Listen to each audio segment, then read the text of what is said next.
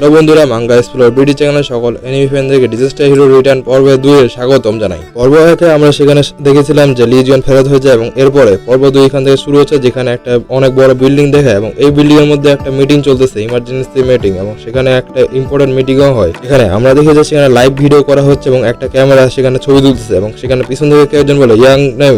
এই জায়গায় ঠিক হাজারো রকমের সাংবাদিক চলে আসছে এবং তারা এরপর এক প্রশ্ন করতে থাকে এবং সেখান থেকে দুইটা প্রশ্ন উল্লেখযোগ্য ছিল যে, স্যার যে ডিমনটা কলাম হয়ে গেছে, স্যার ব্যাপারে আপনি আমাদেরকে কিছু একটা মতামত দেন, সেটা কেন হয়েছে, আপনি কি মনে করেন তার ব্যাপারে। আর একজন সাংবাদিক বলে, স্যার আপনি কি বিশ্বাস করেন যে লিজিয়ন সেখানে সার্ভাইভ করে গেছে এবং সে আবার ফেরত আসছে সেখান থেকে? আমাদের ইয়াং নিম মানে সেই মোটুটা যে কিনা আমাদের লিজিয়নকে পর্বকে অনেকটা লোভ দেখিয়েছিল টাকা পয়সা নেওয়ার জন্য, সে সেখানে দাঁড়ায় আছে এবং কোনো কিছু কথা বলে না, তবে তার এক্সপ্রেশন দেখে বোঝাচ্ছে যে সে অনেকটা রাগে আছে। এই সময়ে বসে সে গভীর চিন্তিত ভাবে তার মাইকটি সামনে তুলে নেয় এবং সে কিছু একটা বলে যে আমি বলতে যাচ্ছি যে এই ব্যাপারে আমার কোনো কিছু মতামত নেই এবং আমি কোনো কিছু বলতে যাচ্ছি না এই সময়ের মধ্যে। এই বলে সে সেখান থেকে ব্যাক হয়ে যায় এবং পিছনের দিকে চলে যায় এবং সেই রিপোর্টার গুলো বলতে থাকে যে, স্যার আপনি আমাদেরকে কিছু একটা বলে যান এবং আপনার কোনো মতামত বা এই ব্যাপারে আপনি কি বলতে যাচ্ছেন এবং কোনো মতামত কেন দিতে চাচ্ছেন না, আপনার কি মতামত সেটা আমরা জানতে চাই। কিন্তু সে সেখান থেকে কোনো কিছু পাত্তা দেয় না এবং সেখান থেকে চলে যায় এবং এর সাথে সাথে একটা কার দেখায় যেটা ফুল স্পিডে সামনের দিক টান মারে সেই বিল্ডিং থেকে এবং সেখান থেকে যাইতে যাইতে এর ভিতরে একটা সিন দেখায় যে ভিতরের সিনের মধ্যে ইয়াং নেই তার যে সানগ্লাসটি ছিল সেটা এক নিমিষে ভেঙে ফেলে এবং বলে, ধুত ছালা, লিজিয়ন লিজিয়ন লিজিয়ন লিজিয়ন, তার এত নামটা বারবার শুনতে হয় কেন আমাকে, আজ তার নাম কেন আমাকে শুনতে হচ্ছে, সেই বোকাচোদার নাম।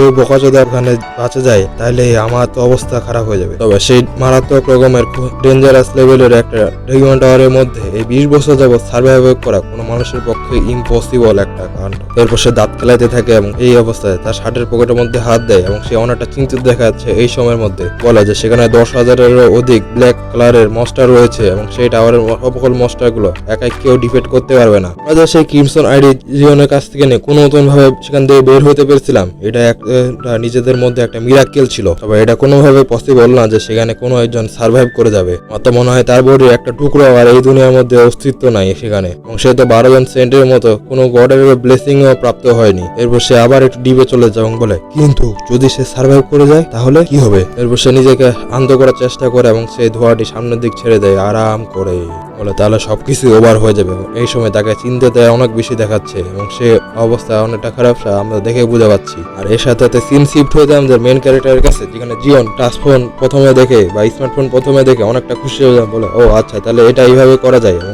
বলো আমি এই ব্যক্তিকে কিভাবে ক্রাশ করতে পারবো। এর সাথে সিন শিফট হয়ে যায় একটা দুপুর রাতের মধ্যে, যেখানে আকাশের মধ্যে নীল আকাশ ছিল, সেখানে একটা প্লেন উড়ে যাচ্ছে অনেক ধীরে ধীরে সামনের দিক আগে যাচ্ছে এবং এরপরে একটা বিমানবন্দর আসে এবং সেখানে একটা বিমান নামে এবং এটা ছিল একটা প্রাইভেট জেট। এই প্রাইভেট জেটটা সেখানে আসে ল্যান্ডিং করে এবং এর ভিতর থেকে একজন নামে, সেখানে সামনে থেকে কয়েকজন তাকে ওয়েলকাম জানায় সেই কান্ট্রির মধ্যে এবং সেইখান থেকে 3 জন থাকে এবং একজন বলে যে আমাদের 12 সেন্টের মধ্যে একজনকার সাথে সাক্ষাৎ করা এটা আমাদের অনেক সৌভাগ্যের জন্য ছিল, মিস্টার হিউগো অটার। আমাদের লিজিয়নের ফ্রেন্ড হিউগো অটার সেখান থেকে নামে আসে নিচের দিকে অনেক স্টাইলিশের সাথে এবং সে একজন সেন্ট ছিল, এটা তো আমরা জানি, এবং সে আমাদের মেন ক্যারেক্টার লিজিয়নের বেস্ট ফ্রেন্ড, এটা আমরা প্রথম এপিসোডে দেখে আসছি। আমি যখন সেই 3 জন ব্যক্তিকে পাস করে তখন সে জিজ্ঞাসা করে যে প্রাইম মিনিস্টার বর্তমান সময়ে কোথায় আছে। আমরা যে গাড়িটি ছিল সেই গাড়িটি বলে যে তিনি এখন বর্তমান সময়ে রেসিডেন্সে আপনার জন্য অপেক্ষা করতেছে এবং আপনার জন্য আমাদের একটা গাড়িও পোস্ট করে রাখা হয়েছে। হিউগো তাদেরকে পাস করে এবং বলে তাহলে চলো এখনই তাড়াতাড়ি নিয়ে চলো আমাকে। সেখান থেকে একজন বলে, তুমি কি তাকে দেখেছো, সে কতটা না হ্যান্ডসাম, এবং এটা দেখে বোঝা যাচ্ছে যে সে একজন গড দ্বারা ব্লেসিং প্রাপ্ত ম্যান হয়েছে এবং সে কেন ব্লেসিং প্রাপ্ত হয়েছে তাকে দেখে বোঝা যাচ্ছে। এরপরে গাড়ি চলে আসে অনেক গতিতে এবং এটা একটা টেসলা গাড়ি ছিল। এখানে হিউগো নিশ্চিত ভাবে বসে আছে সেখানে এবং সে পায়ের উপর পা চড়াই দেয় এবং আয়নার দিক দেখে, বাইরের দিক দৃশ্য দেখে। তবে সে তার একটু পরে ডান সাইডে কিছু একটা নোটিস করে এবং আমরা দেখি যে তার ফোনটি সেখানে রিং হচ্ছিল এবং এর সাথে সাথে সে যখন ফোনটাতে দেখে তার আগে সে ভাবে যে তাকে আজ সারাদিনে অনেকগুলো রিপোর্টার কল করেছে এবং এই রিপোর্টার গুলো ওর পিছনে ছাড়ে না এবং তারা প্রত্যেকবার বলতে আছে লিজিয়ন বাঁচে গেছে, এলাপ করে গেছে এবং সে ডিমন টাওয়ার কলাপ হয়ে গেছে, এগুলো বলতে আছে। এবার তার কাছে একটা আননোন নাম্বার থেকে কল আসে এবং সে এই কলটিকে পুরো ইগনোর করে দেওয়ার চেষ্টা করে এবং আমার মোবাইলের মধ্যে হাত রাখে এবং বলে যে এটা অলরেডি 20 বছর হয়ে গেছে, এটা কিভাবে সম্ভব।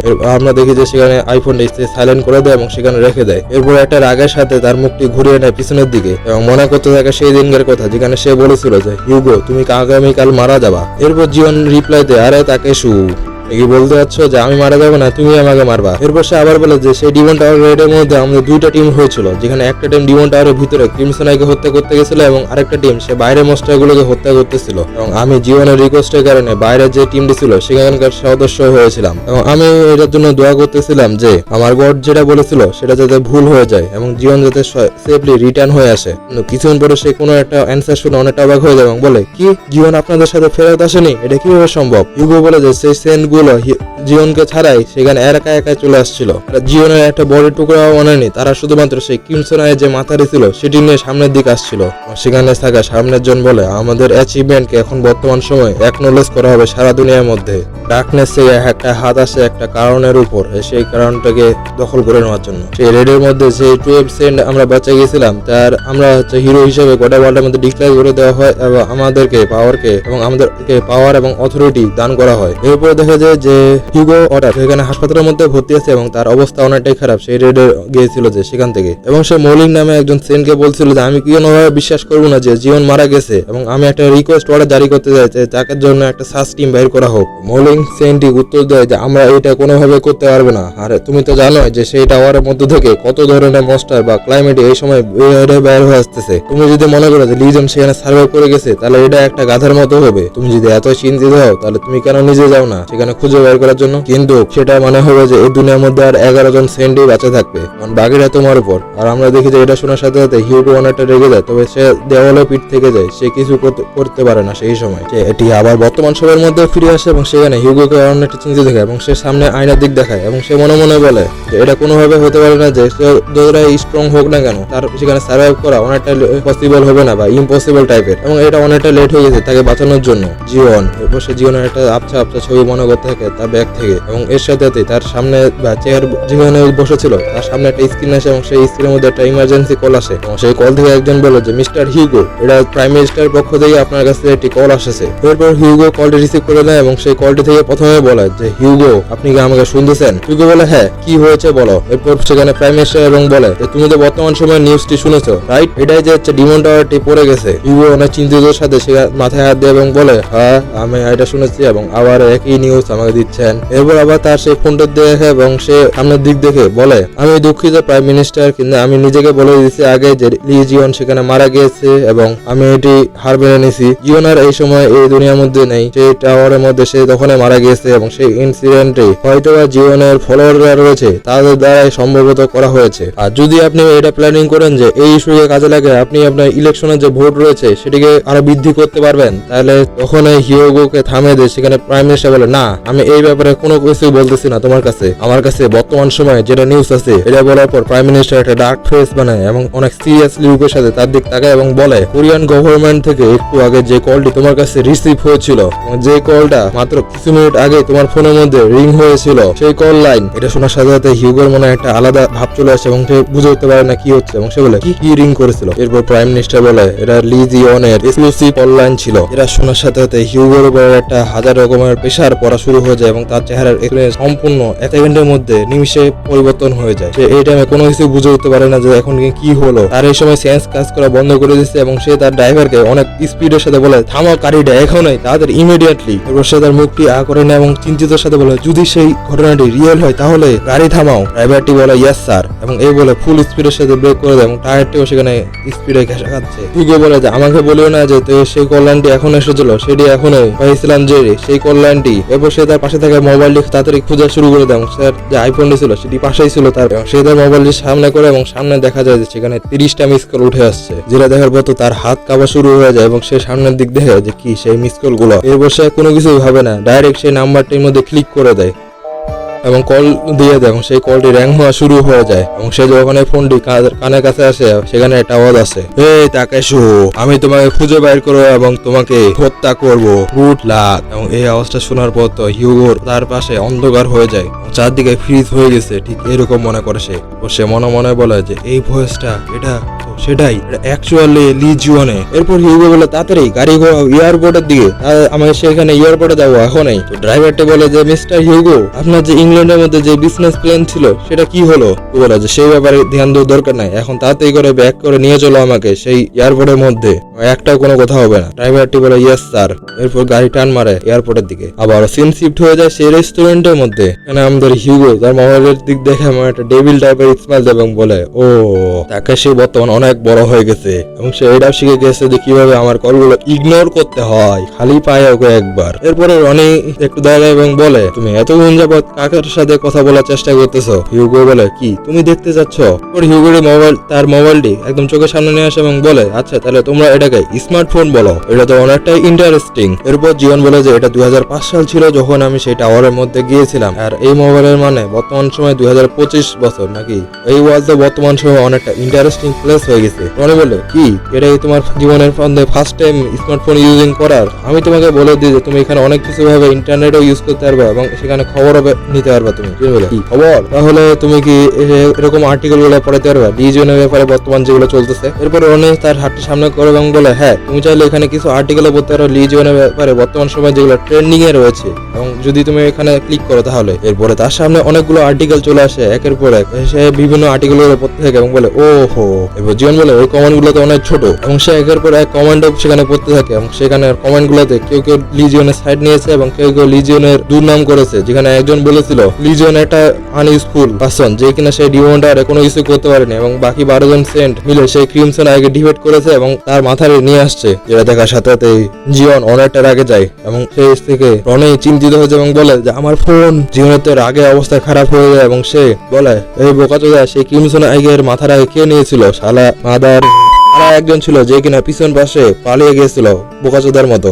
সে একটু রিল্যাক্স এবং বলে একটু আমার রাগকে এখন কন্ট্রোল করা যাক। এরপর সে সামনে কিছু একটা নোটিস করে এবং বলে ও আচ্ছা এটা তো ভালো। এখানে একটা নিউজে বলা হয়েছে যে লি জীবনের মৃত্যুর পর আরো একটা নতুন সমস্যা সামনে চলে আসছে। জীবন মনে মনে ভাবে এই ব্যাপারে আমি জানি এবং এটা আমি এর সাথে এগ্রিডও করে দিই। আমি আমার সমস্ত ইনকাম থেকে বিভিন্ন অরফানেজ এবং স্কলারশিপের জন্য ফাউন্ডেশন একটা তৈরি করেছিলাম, সেখানে আমি সবকিছু টাকা জমা করে দিই। এটি আমার মৃত্যুর পরেও বা আমার ডেথ নিউজের পরেও সেটা চালু আছে, এটা অনেকটা ভালো জিনিস। এরপর সে স্ক্রলিং করতে থাকে এবং একের পর এক নিউজ পড়তে থাকে সেখানের মধ্যে। এরপরে একটা কমেন্টের মধ্যে তার চোখ আটকে যায়, যেখানে কেউ একজন বলে লিজিয়ন তার সমস্ত টাকা পয়সাকে তার আর্টিফ্যাক্ট তৈরি করা যায় কাজে লাগিয়ে দেয়, যেখানে 12 জন সেন্ট হিউম্যানিটিকে সেভ করেছিল। এটা দেখার সাথে সাথে জীবন তো রাগে অনেকটা রাগে অবস্থা খারাপ হয়ে যায় এবং সে মোবাইলটাকে সেখানে মশলে ফেলে এবং বলে আমি এখনই ডিসাইড করলাম যে আমি সেই সবগুলো মাদারবোর্ডকে কিল করে ফেলবো, তাদের বডিকে একদম টুকরা টুকরা করে ফেলবো। জীবন যায় এই সময় রাগে এবং রনি যায় এই সময় অনেকটা ভয়ে। তো রনি কান্না করতে থাকে এবং বলে যে মোবাইলটি এতদিন পর্যন্ত আমার সাথ দেওয়ার জন্য তোমাকে অনেকটা ধন্যবাদ, এবং সে বিদায় জানিয়ে দেয় তার মোবাইলকে।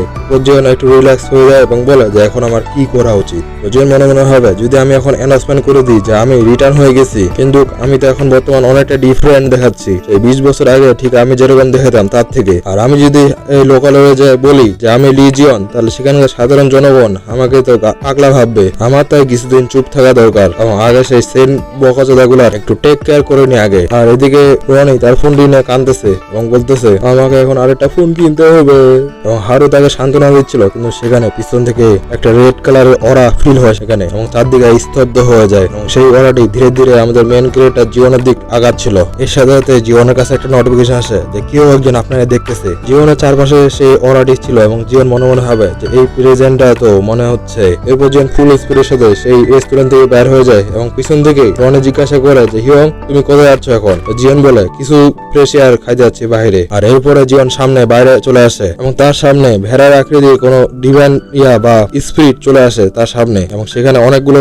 স্পিরিট ছিল। জীবন সেগুলোর দিক দেখে এবং বলে আচ্ছা এগুলো সব হাউস হোল্ড গড, তারা তো আন্ডার রেলিং এরিয়ার মধ্যে কি করতেছে। এই সাথে জীবনের কাছে কয়েকটা নোটিফিকেশন চলে আসে যেখানে বলা হচ্ছে যে এই হাউস হোল্ড গড গুলো একটা ব্যারিয়ার ক্রিয়েট করতেছে এই এরিয়ার মধ্যে। সেখানে অন্য একজন জুডিকাস ডিসকার্ড করে দিছে এবং এই হাউস হোল্ড গড গুলো বর্তমান রিকোয়েস্ট করতেছে একটা ট্রিবিউটের জন্য। এই নোটিফিকেশনটা দেখার সাথে সাথে জীবন অনেকটা রেগে যায় এবং বলে কোন বোকাচোদা এই এরিয়ার মধ্যে এরকম কাজ করতে পারে? এই এরিয়ার মধ্যে সকল গড গুলোকে আমি এখন মারে ফেলবো। এই বলে লিজিয়ন অনেকটা ওরা রিলিজ করতে থাকে, কিন্তু তখন তার কানের মধ্যে একটা আওয়াজ আসে লিজিয়ন লিজিয়ন দুইবার। সে বলে কি থাকে এবং পাশে থাকা দুজন ব্যক্তি লিজিয়নের ব্যাপারে কোনো একটা গসিপ করতেছে, যেখানে সেখানে থাকা একজন মোটা পার্সন বলে তার দিয়ে খালি একটাই গুজব চলতেছে এবং সব বলে খালি তার ব্যাপারে কথা বলতেছে। পাশে থাকা একটা মেয়ে বলে, এটা কি কোনো কারণ হলো যে সকল নিউজ শুধু তার নাম দিয়ে ভর্তি হয়ে গেছে এই সময়? মোটা ব্যক্তিটি বলে যে আমি জানি যে সেটা কেন এত বেশি অ্যাটেনশন পাচ্ছে এই সময়ের মধ্যে, সে একটা লস কেসের মধ্যে আছে। সেই মেয়েটি বলে হ্যাঁ, সেই মোটা পার্সনের গলার মধ্যে একটা গোল্ডেন কালারের ব্যাজ লাগানো আছে এবং সেই ব্যাজটা মানে সে হয়তো বা কোনো একটা ইম্পর্টেন্ট পার্সন হবে। এটা দেখার সাথে সাথে রনি অনেকটা অবাক হয়েছে এবং বলে যে এই পার্সনটা তো জিমিনি ডিভাইন কার্ডের একজন। এই মোটা পার্সনটি সেই মেয়েটির সামনে আসে এবং তাদের সামনে লিজিয়ন দাঁড়ায় থাকে এবং সেই মোটা পার্সনটি বলে কে তুই রে? রনিকে অনেকটা চিন্তিত দেখে এবং সে বলে তাড়াতাড়ি পিছনের দিকে চলে আসো হিয়ং, যদি তুমি তাদের সাথে যাও তাহলে এই পিপল গুলো এখানে রনির কথাগুলো কাটে দেয় এবং সেখানে জিয়ন নর্মাল ফেতের সাথে কোনো এক্সপিরিয়েন্স ছাড়াই তাদের দিক দেখে আসে। সেই মোটা পার্সনটি সিগারেটটা মুখে ধরে এবং অনেকটা অহংকারের সাথে বলে কি দেখতেছি এদিকে বলো? রনি বলে আমি তো মানা করছিলাম তোকে। আর হারু সেদিক চোখগুলো বড় বড় করে সামনের দিক দেখতেছে। এরপর সেই মোটা পার্সনটি সিগারেটের সমস্ত ধোয়া তার মুখের মধ্যে একসাথে টেনে নেয় এবং জিয়নের মুখের উপর থ্রো করে দেয়। তুই তো সাহা গেলে এবার তো সে অবস্থা খারাপ হয়ে মনে হয়। সেই মোটা পার্সনটি আবার জিজ্ঞাসা করে কি রাগ আসছে নাকি তোর? আর আমরা তো দেখি যে জিয়নের রাগের সেন্টিমিটার অনেকটা উপরে উঠে গেছে। এবার এই মোটা পার্সনটি জিয়নের মাথার উপর মাথা লাগে এবং বলে যদি তোর এতই রাগ আসে তাহলে আমাকে হিট করে দেখ না শালা বলো। পাশে থাকা মেয়েটি সেই মোটা ব্যক্তিকে রিকোয়েস্ট করে যে আরে ছাড়ো না, তার তো ভয়ের মুখ থেকে একটা কথা বের হচ্ছে না, তুমি দেখা পাচ্ছ না? এটা শোনার সাথে সাথে সেই পার্সনটি জীবনকে ছাড়ে দেয় এবং সামনে আগায় যায় এবং বলে বড়দের থেকে অধম একটা।